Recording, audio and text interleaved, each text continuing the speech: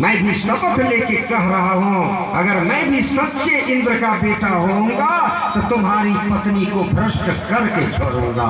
जयंत संकल्प ले लिया और उस जयंत ने उस संकल्प की पूर्ति के लिए परमात्मा राम के वनवास जाने के क्रम में मध्य प्रदेश राज्य के कर्मी प्रखंड के चित्रकूट जैसे पवित्र भूमि पर मंदाकिनी के तट पर स्फटिक शिला पर अवस्थित सीता जी के गोद पर सिर रखकर सोए राम के अचेत अवस्था में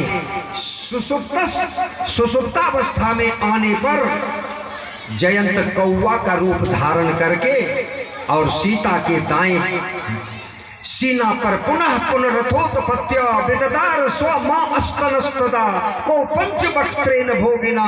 वाल्मीकि जी कहते हैं कि 5 चोंच बना के 5 बार मार दिए, 25 खंड कर दिए सीता जी के सेना। मर्यादा रखने वाले भगवान तुलसी बाबा ने सीता चरण चोंच हति भागा, ये मर्यादित चौपाई है। सीता चरण चोंच हति भागा, द्वंद्व समास। चरण चोंच माने चरण पर चोंच न है, द्वंद्व समास में दोनों पद प्रधान होता है। राजा रानी माने राजा और रानी, बेटा बेटी माने बेटा और बेटी, इन्हें होगा कि बेटा पर बेटी, राजा पर रानी न। चूरा दही माने चूरा और दही, लोटा डोरी माने लोटा और डोरी। चरण चोंच माने चरण और चोंच दोनों मार दिया। सीता चरण चोंच हति भागा, मूढ़ मंद मति कारण कागा। आप लोग अरण्य कांड में देखे होंगे, पदार्थ अपना स्वभाव छोड़ दिया क्योंकि परमात्मा के प्रतिकूल जयंत है। इसलिए जयंत जब अमृत पीने के लिए आया तो अमृत विष हो गया। मातु मृत्यु पितु समन समाना, असुधा हो ही विष सुनु हरि जाना। मित्र करई सतरिपु के करनी, अता कहा विबुध नदी बैतरनी। ये प्रतिकूल हुआ और अनुकूल में हनुमान जी हैं, राम जी के अनुकूल। परमात्मा राम के काम से जा रहे हैं, इसलिए लंका के रास्ते में जो जहर की नदी थी वो अमृत का नदी हो गया।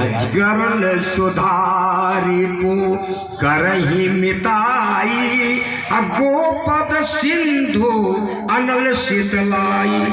वैसे पदार्थ कभी भी अपना स्वभाव नहीं छोड़ सकता है, याद रखिए। पदार्थ का जो अपना स्वभाव है वो पदार्थ के साथ है। जिस क्षण वो स्वभाव से रहित होगा, जिस क्षण वो स्वभाव से अलग होगा, उसकी संज्ञा मिट जाएगी। तो मैं आपके बीच में इसलिए ये निवेदन किया कि आत्मा परमात्मा के विशिष्ट रहस्य के क्रम में आत्मा अंश है और परमात्मा अंशी। परमात्मा के ऊपर शुभाशुभ कर्म का प्रायश्चित नहीं होता, उसको नहीं भोगना पड़ता, और आत्मा जैसा काम करते वैसा भोगना पड़ता है। इसलिए गोस्वामी ये गीता में अगर कहा गया कि आत्मा को अग्नि नहीं जला सकते, तो तुलसी बाबा ने अयोध्या कांड में चैलेंज दे दिया कि काहन पावक जारी शक। भैया उनको तो आत्मा को छोड़ देना चाहिए ना। काहन पावक जारी शक, कान समुद्र समाई, कान करही अबला प्रबल, के ही जग काल न खाए। गोस्वामी जी का चैलेंज है। ऐसा कोई भी चीज नहीं है संसार में जिसको कि पावक नहीं जला देगा, अग्नि नहीं जला देगा, पावक सबको जला देगा। अब आइए एक छोटा प्रमाण कि ये आत्मा जो है, आत्मा में दाग लगता है, आत्मा पर कलंक लगता है। वेद के प्रमाण के आधार पर मैं बोल रहा हूं। ओम तदेव त्वं सर्वतः आत्मनः, वो सूत्र अथर्ववेद का 138वां आहनि। आत्मा पर जो दाग लगता है वही जोनी का द्योतक होता है। विविध जोनियों में जो हम आप लोग भटकते हैं, कर्म का जो सजा है, जो अच्छा काम किया है उसको अच्छा जोनी की प्राप्ति, अच्छे पद की प्राप्ति, और जो बुरा कर्म किया है उसको बुरे जोनी की प्राप्ति और बुरे पद की प्राप्ति जो होती है वो चिन्ह आत्मा पर लगता है। कहीं बाहर से प्रमाण पत्र नहीं लेना पड़ता है, आत्मे पर वो दाग लग जाता है। इसलिए बाली ने कहा, हे राम, मेरा कर्म बड़ा खराब रहा। मैंने अपनी भवहू सुग्रीव की पत्नी रोमा को घर में रख लिया, इससे बड़ा और अन्याय क्या करता। इसलिए जही जोनि जन्मो कर्म बस तह राम पद अनुरागो। जिस जोनी में मैं जन्म लूं, अपने कर्म की सजा को पाने के क्रम में हे प्रभु आपके चरण कमल से मेरा संबंध बना रहे, प्रेम बना रहे, यही मैं आपसे मांगता हूँ। ये नहीं कहता हूँ मैंने गलत काम किया, उसको उस सजा से हमको मुक्त कर दीजिए, ऐसा हो नहीं सकता। जिस जोनी में मैं जाऊं, हे प्रभु आपसे प्रेम हमारा बना रहे, यही हम आपसे मांगते हैं। तो भाई अगले जन्म में जो आपने काम किया, गलत काम किया, उसका तो आपके पास में कोई चिन्ह नहीं है। कैसे आप यहाँ आए तो उसको भोग रहे हैं।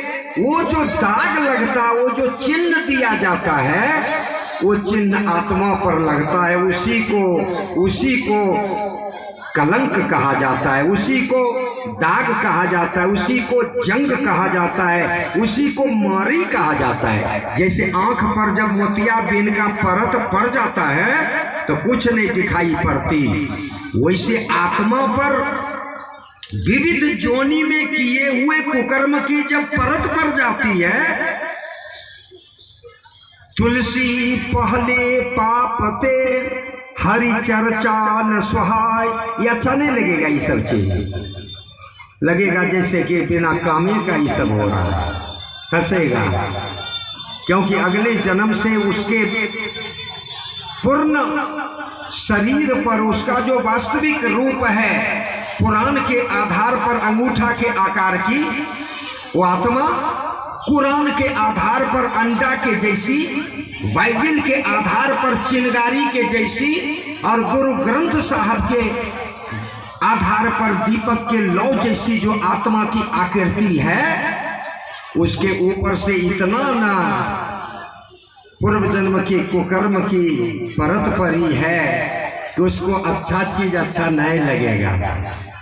गोस्वामी जी लिखे भी हैं कि तुलसी पहले पापते हरि चर्चा न सुहाय। जैसे ज्वर के आईते भूख विदा हो जाए, आपके ऊपर जब बुखार सवार हो जाएगा तो आपकी जठराग्नि शांत हो जाएगी, तो आत्मा पर दाग लगता है। याद रखिएगा, आत्मा पर दाग लगता है, और उसी दाग का नाम है भव और जो। याद रखिएगा, भव मने भोग और जो मने जोग। ये भव का दाग क्या है और जो का दाग क्या है, जिसके कारण हम लोग आप लोग यहाँ आए। यही भव और जो, यानी किसी जन्म में हमने किसी का गला काटा, ये भव का चिन्ह लेके आए हैं, भोगने आए हैं। इस जन्म में हमारा गला कटेगा, कोई नहीं बचा सकता उससे। किसी जन्म में हमने किसी का हाथ काटा था, इसलिए अब की बार हाथ कटवाने के लिए आए। किसी जन्म में हमने किसी को धोखा दिया था, आज धोखा खाने आए हैं। किसी जन्म में माता को हमने कष्ट दिया था, इसलिए अब की बार भोगने आए। जन्मते ही मां मर गई, टूवर हो गई। पता चल रहा है कि अगर मां होती तो क्या होता। किसी जन्म में पिता को मैंने धोखा दिया था, किसी जन्म में पति को धोखा दिए थे, पति के विपरीत कर्म किए थे कहीं, इसलिए ई जन्म में मध्य जवानी में पति मर गया। पति प्रतिकूल जन्म जहाँ जाई, विधवा होई पाई तरुणाई। गोस्वामी जी ने माननीय माता अनसुईया के मुखारविंद से जगत जननी मां सीता के सत्संग में बड़ी सुंदर दर्शन दिया। और श्री माता अनसुईया कहती है कि पति के प्रतिकूल कभी नहीं होनी चाहिए, और पुत्र को माता पिता से प्रतिकूल कभी नहीं होना चाहिए। इसलिए तैत्तिरीयोपनिषद आदेश देता है, जानी अनवद्यानि कर्माणि तानि सेवितव्यानि नो इतरानि श्रद्धया देयम व श्रद्धया देयम श्रिया देयम हिरिया देयम संविदा देयम भिया देयम मातृदेवो भव पितृदेवो भव गुरु देवो भव अतिथि देवो भव। इसलिए तैत्तिरीयोपनिषद गुरु को तीसरे स्थान पर मान रहे हैं, अतिथि को चौथे स्थान पर अतिथि को। इसलिए चौथा स्थान पर हमारे जयप्रकाश जी को समय मिला था ना, अतिथि हैं बेचारे। उससे पहले 3 गो हो गया, तब चौथा पर इनको लाया। पहले हरि बाबू और तब 3 गो बच्चे, उसके बाद ही आया, है ना। अतिथि देवो भव, गुरु देवो भव, इससे ऊपर है पितृदेवो भव मातृदेवो भव। पृथ्वी पर सबसे बड़ा माँ होता और पिता होते हैं, याद रखिएगा। हमारे सनातन धर्म के स्तंभ स्वनाम धन्य श्री हरि बाबू को विवश होके मंच पर कहना पड़ा, कभी ऐसा समय आ गया है कि माँ को बेटा रोज गाली देता है, पिता के प्रतिकूल काम करते हैं। मैं मंच पर बैठा था और उनके मुखारविंद के वाक्य को मैं सुन रहा था, बड़ी गहराई से मैंने सुना। मनु जी अपने स्मृति में लिखते हैं कि जंग माता पितरो क्लेशं सहेते संभवे निर्नाम नो तस्य निष्कृति भवति कर्तुम वर्ष सतेरपि। मनु जी कहते हैं अपनी स्मृति में कि माता और पिता जन्म के 9 महीने पहले से और जन्म के 3 वर्ष के अंदर जो सहता है, जो बर्दाश्त करता है, बेटा 100 वर्ष भी जिंदा रह के माता पिता की सेवा करके उस ऋण से उऋण होने का प्रयास करेगा तो नहीं कर सकता है। जो वो कर्ज है पुत्र के ऊपर, नो तस्य निष्कृति भवति, उस कर्ज से कभी मुक्त नहीं हो सकता है। नो तस्य निष्कृति भवति कर्तुम वर्ष सतेरपि, 100 वर्ष सेवा करके भी माता पिता के ऋण से पुत्र कभी पूरे नहीं हो सकता है। याद रखिए, माता और पिता का स्थान सर्वोपरि है। किसी जन्म में माता को मैंने कष्ट दिया था, इसलिए बचपन में मां चली गई। किसी जन्म में पुत्र को कष्ट दिए थे, गए थे मेला घूमने के लिए भोकराहा के हनुमान मंदिर के प्राण प्रतिष्ठा समारोह में। अब बचवा को चुपचाप यहीं सुलाए किया जाए कि वो बगल में जिलेबी की दुकान में खा लिए। बचवा यहीं सोया रह गया। फिर आए, ज़्यादा से ज़्यादा हुआ तो हल्ला कर दिया कि भाई वो बच्चा खो गया है, जिसका है ले जाइए। बगले से खा रही थी और वो देख रही थी कि कहीं अभी खोया नहीं है, जल्दी जल्दी खा लेते हैं, फिर तो लेबे करेंगे। बचवा को लेके कहाँ जाएगा? ये किए थे, इसलिए अभी बच्चा के लिए रो रहे हैं। जेहि माता हठ कारणो, जेहि माता हठ कारणो शिशु भूखा रही जाए, धिक धिक ऐसे मातु को व्यर्थ मातु कहलाए। कभी तो उस माता को धिक्कारते हैं जिसका बेटा रात में किसी कारणवश सोए रह गया भूखे, जिसका बच्चा पुत्र रात में भूखे सो गया उस माँ को माँ कहलाने का अधिकार नहीं है। वो माँ नहीं है, वो चंडालनी है। वो उस बच्चा के लिए रोएगी। ऐसे बच्चा को पिता भी कष्ट दे तो पुत्र से विहीन होना पड़ेगा। और शास्त्र ये भी कहता है, जो दूसरे के बच्चे को देखकर जलता है उसको अपना बच्चा देखने का मौका नहीं मिलता। जो दूसरे की फसल को देख करके जलता है, वो अगर 50 किलो कट्ठा के हिसाब से डीएपी दे करके भी गोभी को लगाता है तो उसके खेत में इतने को गोभी का फूल होता है भाई, देख लीजिए, क्योंकि वो जलता है। इसलिए वशिष्ठ ने कहा, दशरथ क्या तुम किसी के बच्चा को देख के जलते हो क्या, जो तुमको पुत्र नहीं हो रहा है? वशिष्ठ के सामने दशरथ जी बोले कि नहीं, कि तो बहुत सी स्त्रियां किए हो, कोई जलती होगी, इसीलिए तुमको पुत्र नहीं हो रहा है।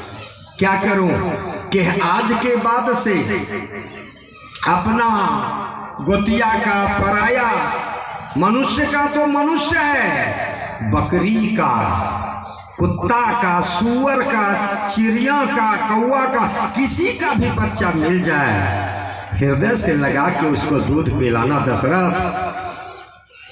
अगर वो तोरे गोद पर पखाना कर देगा, तुम्हारा भाग चमक जाएगा।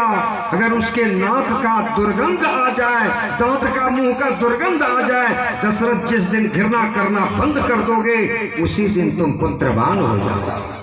दशरथ को कई लोगों ने देखा भी था, किसी के भी बच्चा को पकड़ के गोद पर खिलाने लगता था, वस्त्र देता था, कुछ न कुछ देता था। बकरी या कुत्ता के भी बच्चा को दशरथ जी गोद पर लेके खिलाए।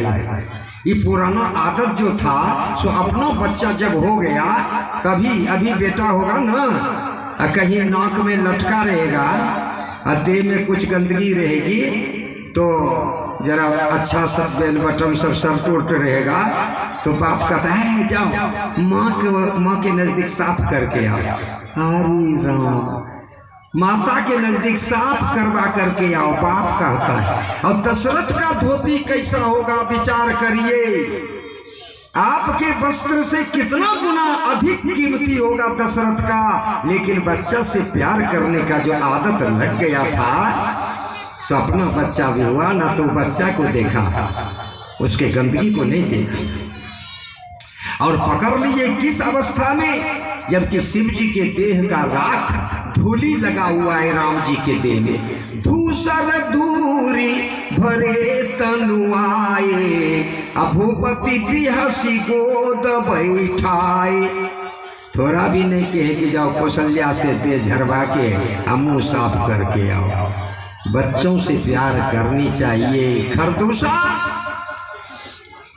रावण के भाई, अत्यंत अन्यायी, जिसका प्रधान नरभक्षी, भैंसा का, मनुष्य का, गधा का ही नाश्ता करने वाला, भोजन करने वाला, और जब राम जी को छोटा रूप में देखे तो अपने सिपाही से कहे कि जाओ तुम उसको कह दो ये उम्र मारने वाला नहीं, कह दो रणभूमि से अलग हो जाए, मैं उसको पकड़ के चूम लूंगा, उनको चॉकलेट खिलाऊंगा, उनको मैं कुछ दूंगा, पुरस्कृत करूंगा, ये उम्र नहीं है मारने वाला। हम राम जी को जब कहा तो राम जी तो आगे ये लगा दिए। राम जी पर आए हैं उस जगह टेंशन को, वो टेंशन बोला गया ना, टेंशन मैंने जानते हैं ना, एक सूरज में कितना पावर है, वो 1 सेकंड के अंदर में ही पृथ्वी को लावा बना सकता है। सूरज में इतना पावर है कि घड़ी से 1 सेकंड के अंदर में पृथ्वी को लावा बना देगा जला के। लेकिन पृथ्वी की रक्षा के लिए नदियां, समुद्र, इनके पानी के प्रभाव से पृथ्वी बचती है, सूर्य के किरण को बर्दाश्त करता है। एक सूरज में इतना पावर है, अगर कहीं 10 को सूर्य उदय हो जाए तो क्या होगा? वैसे ही उसी से 10 सूर्य से अंग्रेजी में शब्द बना है टेंशन। 10 का अंग्रेजी होता है टेन और सूर्य का होता है सन। तो जो टेंशन में रहे उसके सामने बापों को नहीं जाना चाहिए, नहीं तो वो बापों को बात कह सकता है, क्योंकि वो टेंशन में है, वो पावर में अभी ना। 10 सूर्य का उसके पास पावर है, वो किसी को भी जला सकता है। तो मेरा निवेदन है, शुभाशुभ कर्म का प्रायश्चित, शुभाशुभ कर्म का भोग जीव को होता। किसी जन्म में हमने ऐसा किया, खरदूषण ने किया था, इसलिए परमात्मा कह दिए हम छोटा नहीं है। 6 जगह पर छोटा नहीं देखा जाता। बोले कहां कहां? बोले अमृत के जगह, विष के जगह। अग्नि कम है कि ज्यादा है नहीं बुझिए भाई, सब बराबर होता है। सांप छोटा है बड़ा है ही नहीं सोचिए, सब बराबर है। दुश्मन छोटा है बड़ा है बराबर है। और मिर्च, ये नहीं सोचिए कि मिर्च ये छोटा है तो अच्छा है और मोटका खराब होगा, ये नहीं सोचिए। मोटके कहीं शिमला वाला सब्जी में आ जाएगा और छोटके भेंट करा देगा। जवान हो या पुरिया, मगर हो जहर की पुरिया, वो मिर्च है मिर्च भाई। इसलिए श्री राम ने कहा कि हम छत्री मृगया बन कर रही, अब तुमसे 60 मृग खोजत फिरही। रिपु बलवंत देख नहीं डरही, एक बार कालहु सन लड़े। तबाग लगा। ये आत्मा के ऊपर के दाग का नाम है भौ और जौ। एक भौ है जो हम लोग यहाँ फंसे हैं, इस पर दाग लग गया भौ का। कभी बेटा को सताए थे, इसलिए निपुत्री बन के यहाँ जीने आए हैं, भोगने आए हैं। कभी भैंसिया, कभी किसी को खाना पीना दिए थे, लेकिन किला में बांध के उसको रख दिए थे। अब की बार हम बंधाने आए हैं। कभी माता को कष्ट दिए थे, इसलिए मातृविहीन होके रौल करने आए हैं। कभी जमीन के रहते बाप दादा की जमीन को जुआ में हारे थे, शराब में, गुंडागर्दी में, केस मुकदमा में बर्बाद कर दिए थे। इसलिए अब की बार वो क्यों रहेगी बेचारी, जिसको अगले बार हमने बर्बाद कर दिया था। इसलिए अब की बार 1 कट्ठा जमीन के लिए रोना पड़ रहा है। आज जमीन हो नहीं रहा है भाई, सब चीज है जमीन नहीं। कभी हमने जो किया था उसका प्रायश्चित भोगने के लिए हम आए हैं, इसी को भौ कहा जाता है। जो मने जोग कोनो जन्म में कुत्ता से ज्यादा प्यार हो गया था। कुत्ता के बिना मन नहीं लगता था। पिताजी 1 लोटा पानी के लिए दरवाजे पर रो रहा था, सुने नहीं, लेकिन कुतबा का सिक्कर पकड़ के बाहर पखाना कराने गए। बाप का हाथ पकड़, कंधा पकड़ने नहीं दिए। कुतबा से इतना अधिक प्यार हो गया था।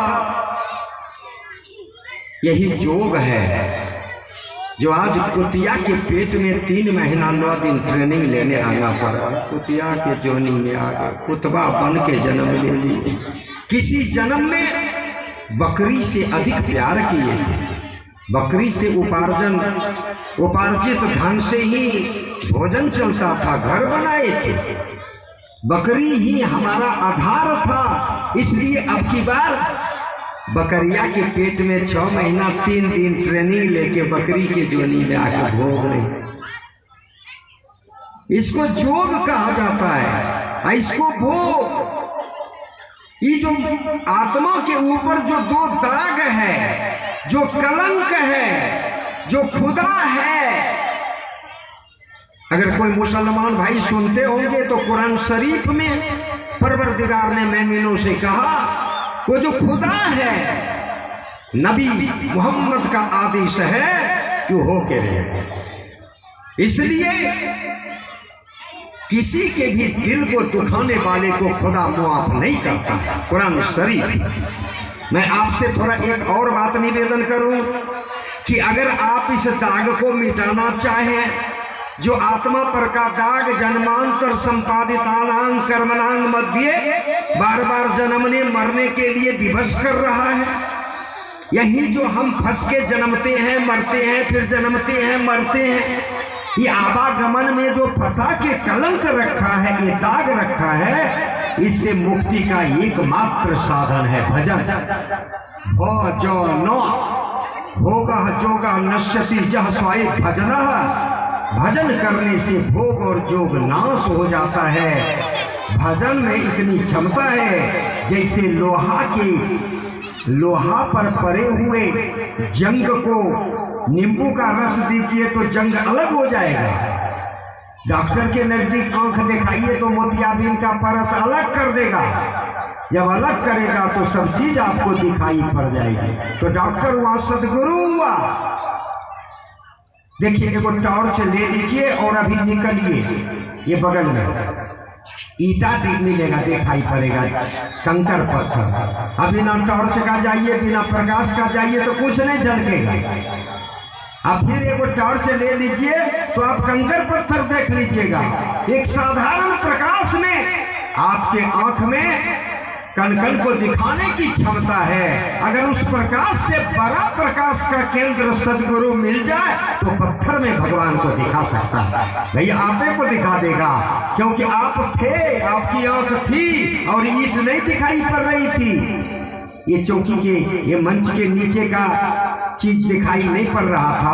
अगर आपका चप्पल दिखाई नहीं पड़ रहा था और कोई प्रकाश लेके आप देख लिए अपने ही आंख से, और वो प्रकाश से बड़ा प्रकाश आ जाए सदगुरु, तो चप्पल में भी भगवान को दिखा सकता है। याद रखिए वातावरण भाई बहनों। तो भोग और जोग को नाश करने वाला कौन है? भजन। भजनो भोग जोग नाश। जिस समय ये भोग और जोग का परत कट जाता है आत्मा पर से, ठीक उसी समय चुंबक के समान परमात्मा तत्व आत्म तत्व को अपने में मिला लेता है।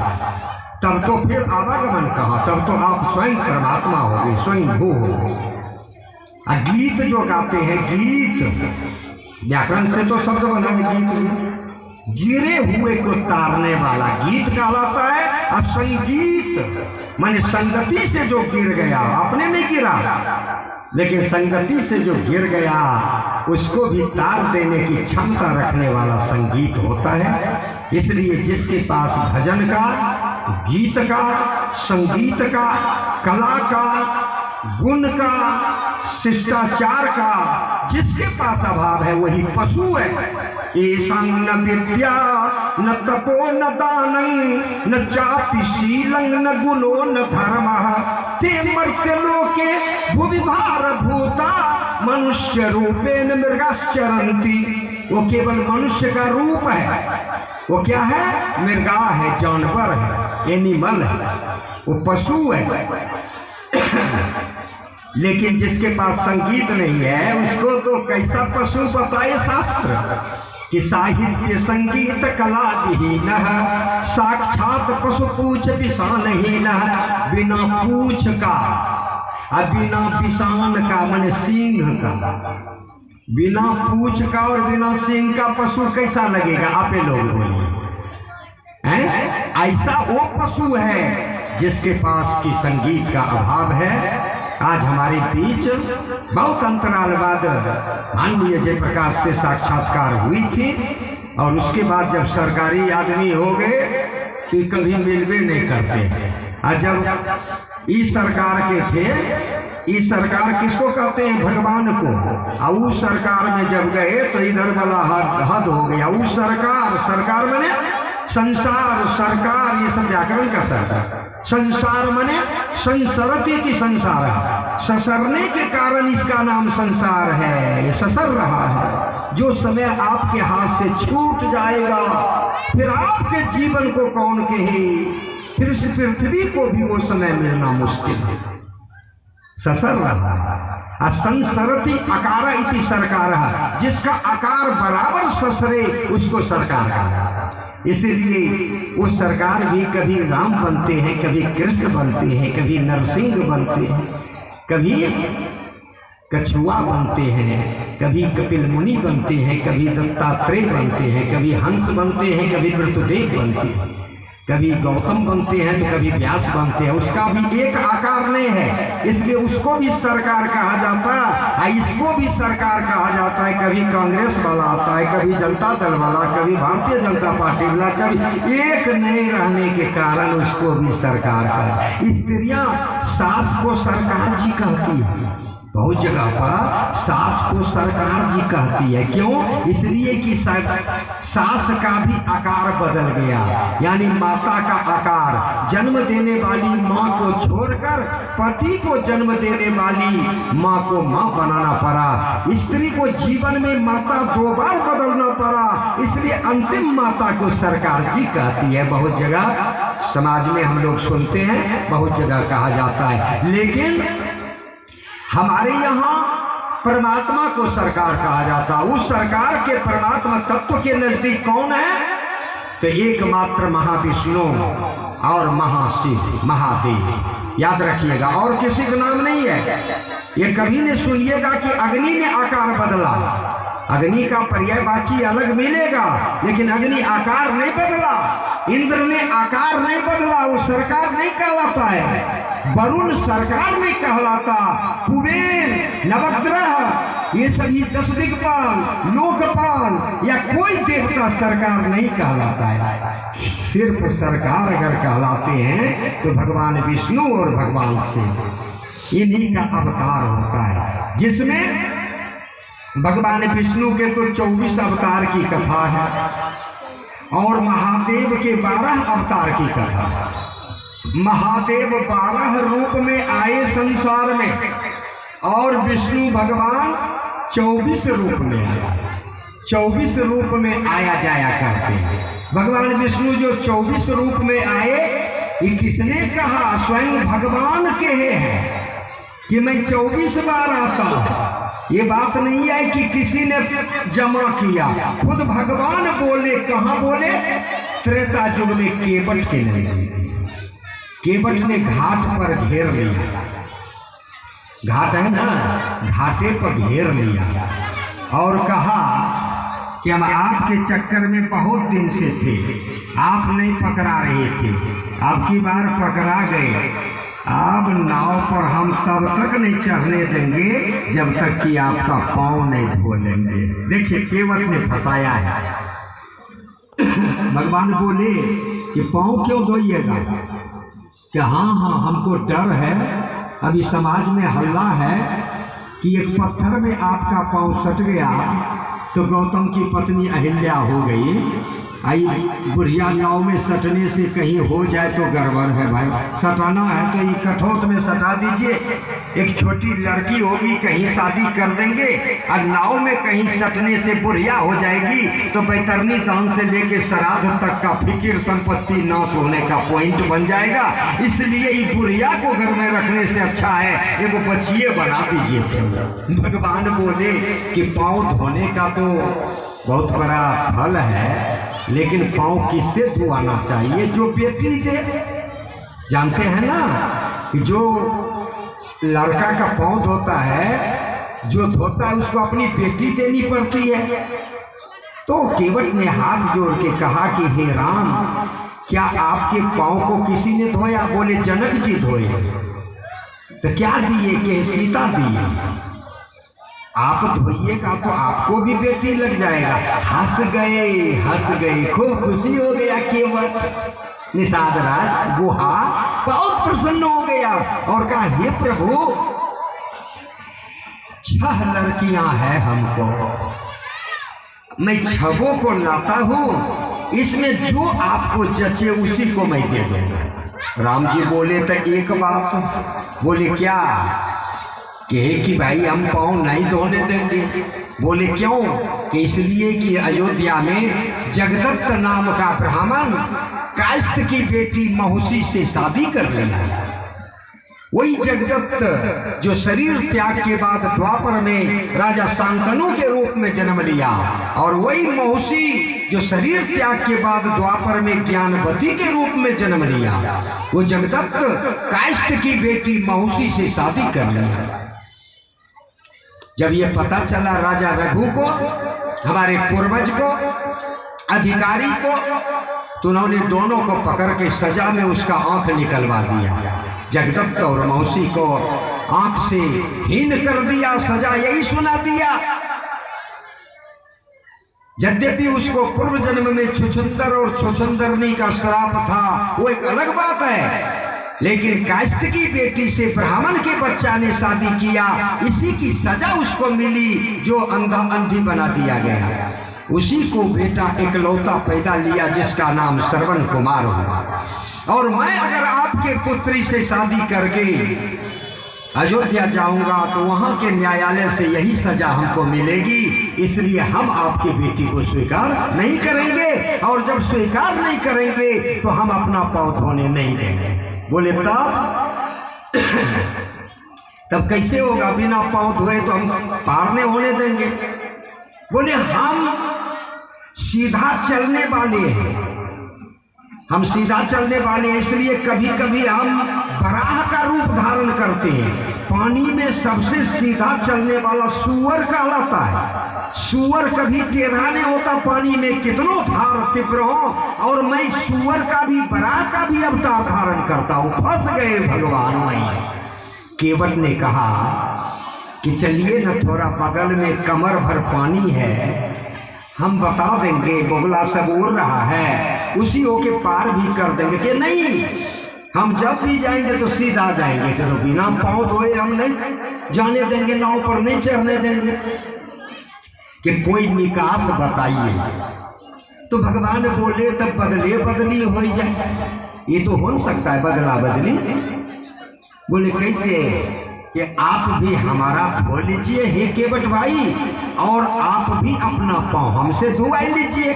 केवट पीछे हट गया कि नहीं, युग है त्रेता, अभी धर्म के 3 पांव हैं, और उसमें आप क्षत्रिय हैं और मैं जात का निषाद हूं, आपसे जात में छोटा। तीसरे में आप चक्रवर्ती राजा दशरथ के पुत्र हैं और हम उसके शासन के अंदर के एक कोई सदस्य है, नीचे के एक व्यक्ति। ये 3, और उसके बाद ये पृथ्वी, पता चला कि आपने ही पृथ्वी को निकाला है, इसलिए पृथ्वी पर अगर ऐसा काम करवाएंगे तो पृथ्वी रसातल चली जाएगी। ये 4 दिक्कत से मैं पाँव नहीं धोने दूंगा। राम जी हंस गए, बोले कि अगर ये चारों को बदल दिया जाए तब। केवट सोचा कि भाई युग कैसे बदल देगा राम, जात हमारा कैसे बदल देगा, और धरती को कैसे बदल देगा, ये तो बड़ा असंभव बात है। फिर के महाराज अब इतना झूठ सांच घाट पर मत बोलिए, ये सब बदलने वाला बात नहीं है। और आप हमारा जात भाई हैं, इसलिए भी आपका पांव धो करके ही नाव पर चढ़ाऊंगा। तब फंस गए राम जी। केवट को राम जी ने तब फंसा लिया जब वो बोला आप हमारा जात भाई। तो राम जी बोले क्या हम आपके जात के हैं? अब केवट ने जो ही समर्थन किया, हाँ, ठीक उसी समय सीता जी विलाप करने लगी, रोने लगी माता जानकी। लक्ष्मण ने कहा माता क्यों रो रही हैं? बोले कि अब दोनों भेपा के चाल को मैं पहचान गई, तुम दोनों भाई के चाल को।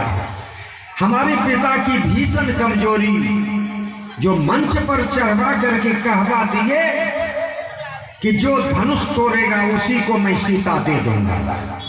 हमारे पिता जनक जी को ये कहना चाहिए कि जो हमारे जात का युवक या वृद्ध कोई धनुष तोड़ेगा उसको मैं सीता दूंगा, लेकिन इस बात को भूल गए मेरे पिताजी।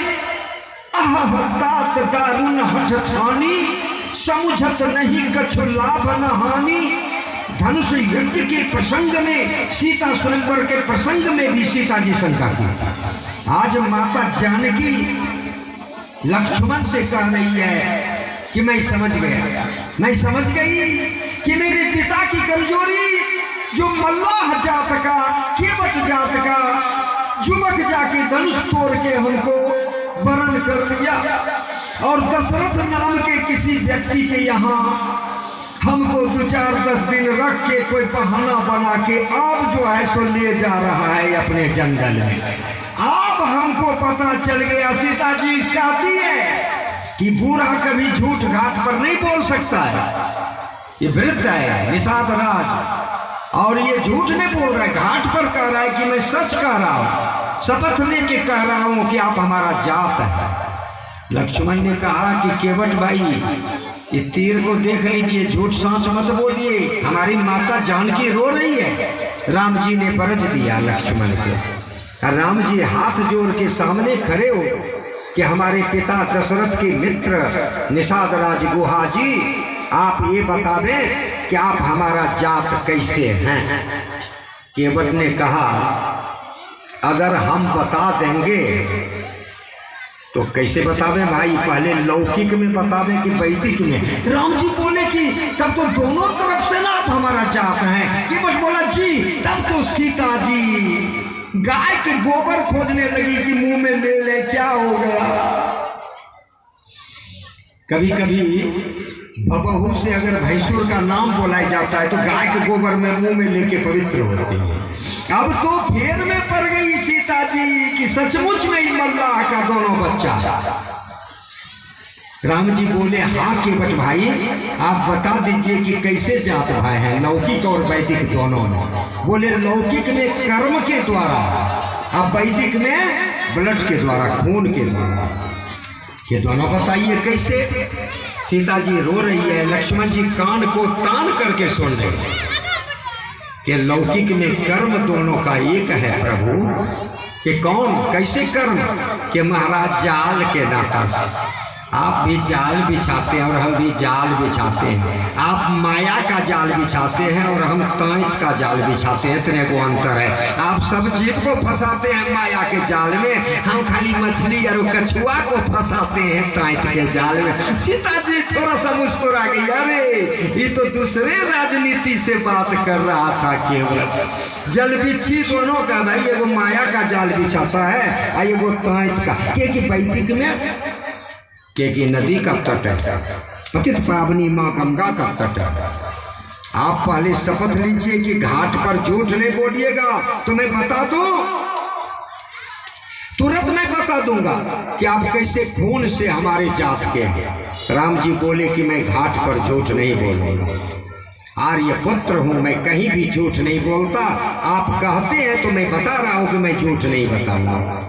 कि तो बताइए आप एक के बार आए हैं, पहले बार की पहले आते जाते हैं, उसी जगह भगवान को खोलना पड़ा पोल। बस भगवान राम ने कहा कि मैं पृथ्वी पर 24 बार आता हूँ, कि प्रत्येक बार का तो नाम होगा कुछ नहीं कुछ।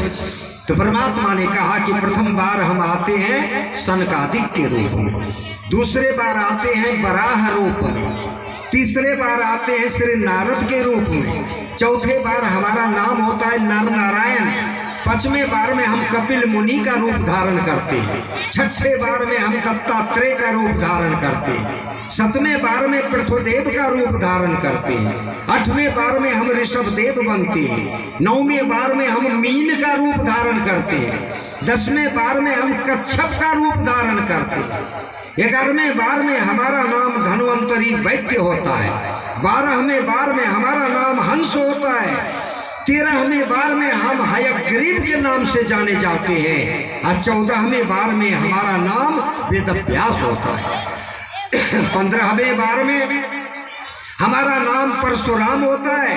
हे केवट भाई 16वें बार जो जब मैं संसार में आता हूँ तो हमारा नाम वामन होता है, 17वें बार में हम नरसिंह के रूप में अवतार लेते हैं, 18वें बार में यज्ञ पुरुष के रूप में, 19वें बार में मोहिनी के रूप में मैं अवतार लेता हूँ और 20वें बार में आज मैं राम के रूप में अवतार लिया, 21वें बार में हमारा नाम श्री कृष्ण होता है, 22वें बार में गौतम बुद्ध के नाम से जाने जाते हैं, 23वें बार में श्री स्वामी रामानंदाचार्य के रूप में लोग जानते हैं और 24वें बार में कल्कि के रूप में जानते हैं। केवट कहा कि हम तो मूर्ख हैं, मूर्ख तो भुला जाता है।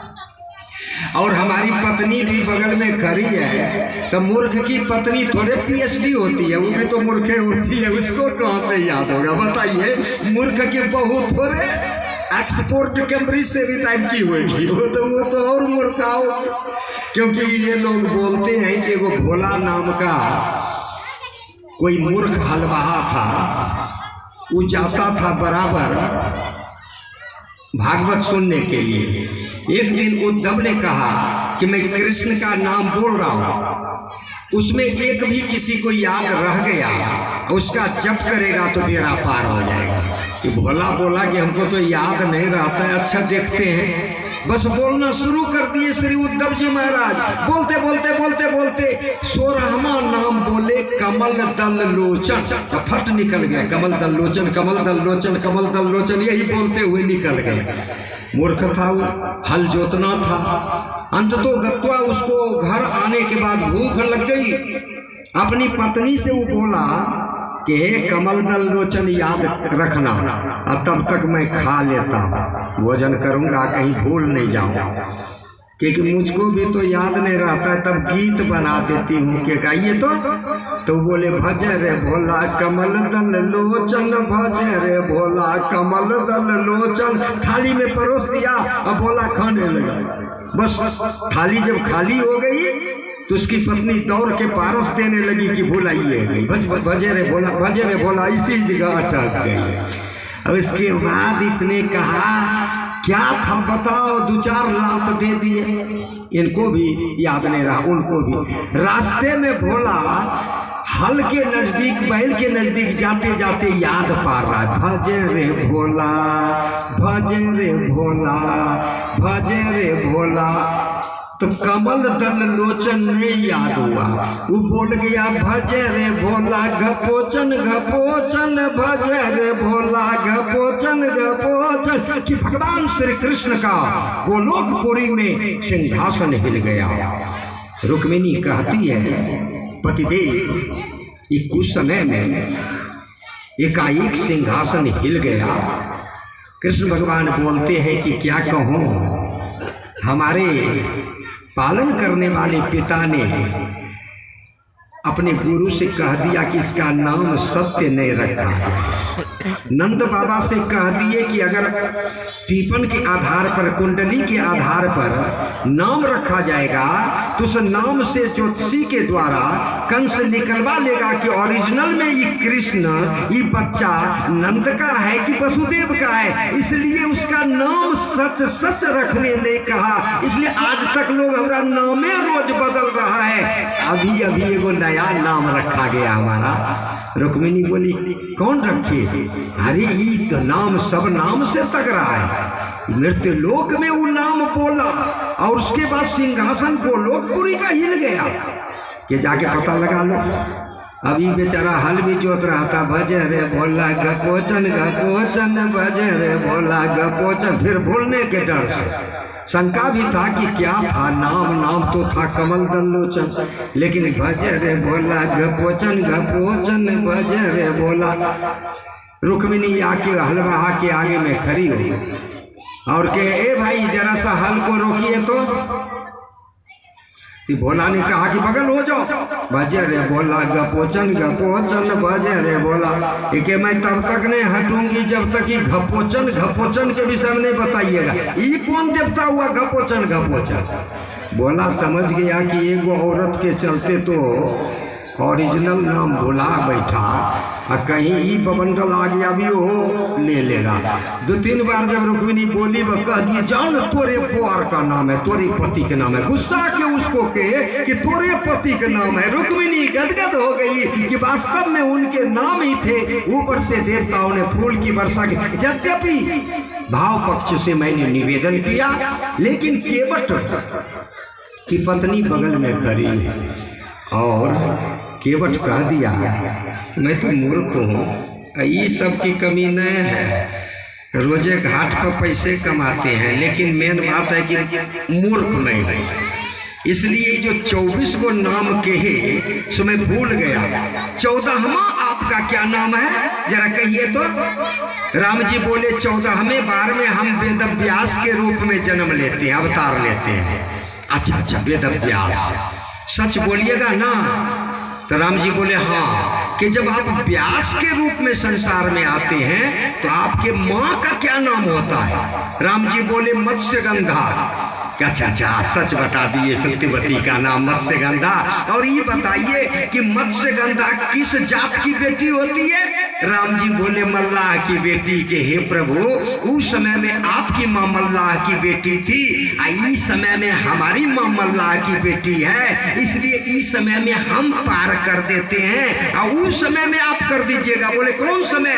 कि हम प्रभु आपको तरनी से पार कर देते हैं और आप हमको बैतरनी से पार कर दीजिएगा। बोलिए श्री हनुमान जी महाराज के। इन्होंने कहा प्रभु पाँव तो धुआना ही पड़ेगा।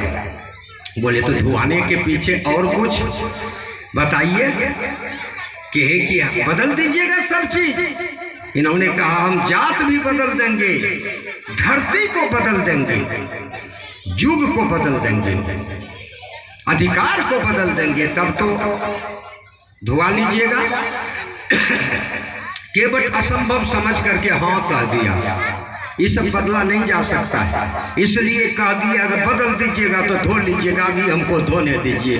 केवट के सुनकर वचन राम गए मुस्काए, तत्क्षण उनके हाथ से लियो चरण धुआए। तुरंत राम जी ने अपना पांव आगे किया, ये ऋण हो गया केवट का।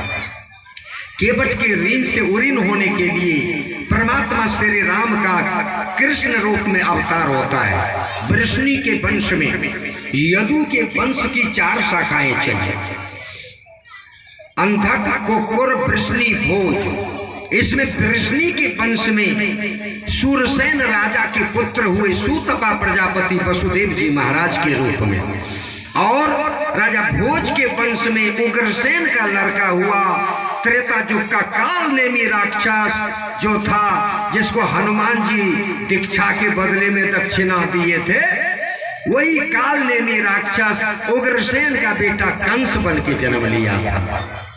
परमात्मा श्री कृष्णचंद्र वृष्णि के वंश में, जादव के वंश में अवतार लिए थे, और श्री केवट जी विश्वत मुनि के पुत्र हुए सुदामा। विश्वत जात का ब्राह्मण है और श्री वसुदेव जी जात के जादव है। एक ब्राह्मण का बेटा हुए, एक यादव के पुत्र हुए। युग तो बदल गया द्वापर, वो था त्रेता, हो गया द्वापर। जब कंस की 2 पत्नियां, अस्थि और प्राप्ति 2 पत्नियां थी, दोनों का शादी जरासंध की 2 बेटी थी। जरासंध ने अपने दोनों बेटी का शादी कंस के साथ किया था। जब कृष्ण भगवान ने कंस का वध कर दिया तो बिहार गौरव मगध नरेश जरासंध की दोनों पत्नी बेटी विधवा हो गई। जब विधवा हुई तो चोरी को फोड़कर, सिंदूर को धोकर वो मगध आई, राजगीर में अपने पिता को दर्शन दिया। पिता क्रोध के मारे कृष्ण के ऊपर चढ़ाई किए। 17 बार रणभूमि से भगवान कृष्ण भागे। 18वें बार भगवान श्री कृष्ण ने पृथ्वी को छोड़ दिया और समुद्र से 70 योजन 280 कोस का जमीन मांगा। समुद्र ने कहा कितना दिन के लिए जमीन लोगे? भगवान कृष्ण बोले जब हमारी लीला समाप्त हो जाएगी आप इस जमीन के अधिकारी रहेंगे, आप अपने कंपस में ले लीजिएगा।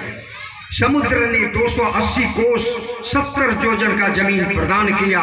भगवान कृष्ण उस पर द्वारका नाम का नगरी बसाए। और तब सुदामा जब आया तो कृष्ण भगवान कहते हैं महाराज, आज यद्यपि आप गरीबी के कारण आए हैं लेकिन इस दास को ऋण से मुक्त करने आए हैं, अब भी पांव धोने देंगे कि नहीं? बोले कैसे? कि महाराज उस समय आप मल्लाह के बेटा थे केवट और मैं था छत्री का बेटा, अभी आप ब्राह्मण के पुत्र हैं और मैं हूँ जादव का लड़का। उस समय था त्रेता, ये समय है द्वापर, और हमने कहा था कि हम धरती को भी बदल देंगे। तो सुदामा जी महाराज बोली आप धरती में है कि समुद्र में है? सुदामा ने स्वीकार किया कि अभी हम धरती पर नहीं हैं।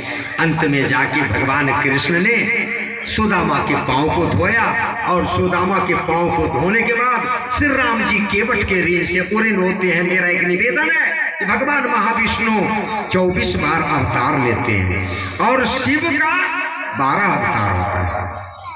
शिव जी का 12 अवतार, जिसमें एक अवतार की मान्यता इधर दिया गया। उगना के रूप में विद्यापति के नजदीक शिव जी पकड़ाए थे। ऐसे 11 अवतार की ही केवल चर्चा है। श्री हनुमान जी तक ही चर्चा है कि हनुमान जी भोला बाबा के अवतारी है। और इसका प्रत्यक्ष दर्शन कब हुआ? जब रावण से युद्ध करने के समय में, रावण के घर से हनुमान जी युद्ध करने गए, तब दर्शन होता है। देखा जाए, पहला दर्शन मैं बता रहा हूं, हनुमान जी शिव है, और शिव से ही हस्ताक्षर कराकर, सिग्नेचर कराकर, उसके बाद उस कागज में जमराज दस्तखत करते हैं। तब चित्रगुप्त जमदूत को ले जाके किसी की आत्मा को शरीर से अलग करते हैं। ये प्रमाण है गरुड़ पुराण का। गरुड़ पुराण आदेश देता है कि शरीर के अंदर में आत्मा है। कुछ लोग कहते हैं शरीर से बाहर आत्मा है, लेकिन गरुड़ पुराण का आदेश है कि शरीर के अंदर में वो बिंदु है और वो निकलती है। लेकिन सगुण ब्रह्म का सिद्धांत यहाँ पर एक है, और निर्गुण का थोड़ा सा अलग हो जाता है।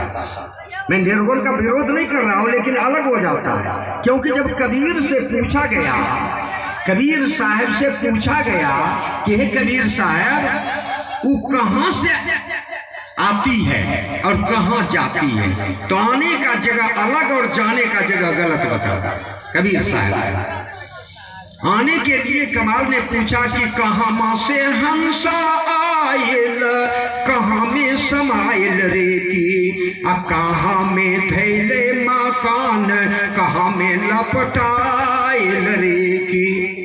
कबीर साहब जवाब दिए कि निर्गुण से हंसा आयल, सगुन में समायल रे की, काया में थैले मकान, माया में लपटायल रे की। जब वो निर्गुण से आई आत्मा, तो उसको निर्गुण में ही जाना चाहिए।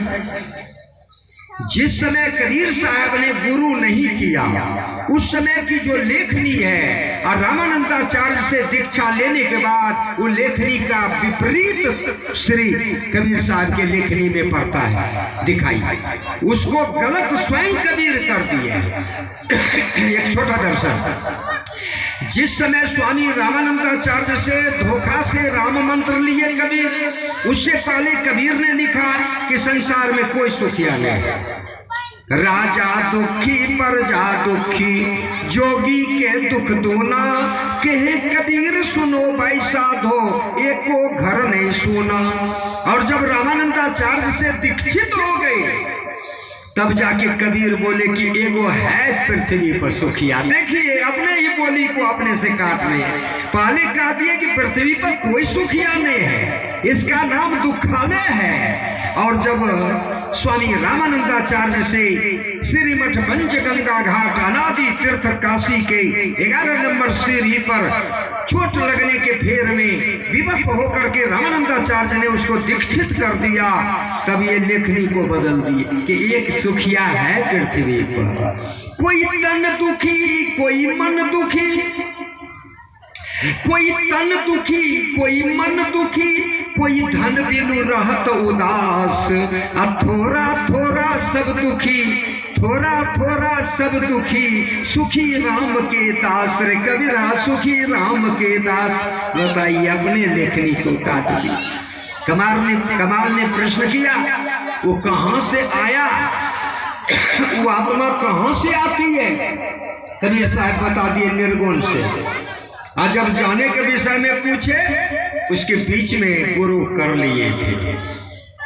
गुरु करने के बाद भाषा में सुधार होता है, पद में सुधार होता है, पृथ्वी पर जन्म लेने के बाद जिसने गुरु नहीं किया, चाहे वो ब्रह्मा और शंकर ही क्यों न हो, ये बेड़ा पार नहीं कर सकता। गुरु बिनु भव निधि तरह ही की कोई, जो बिरंच शंकर सम हुई।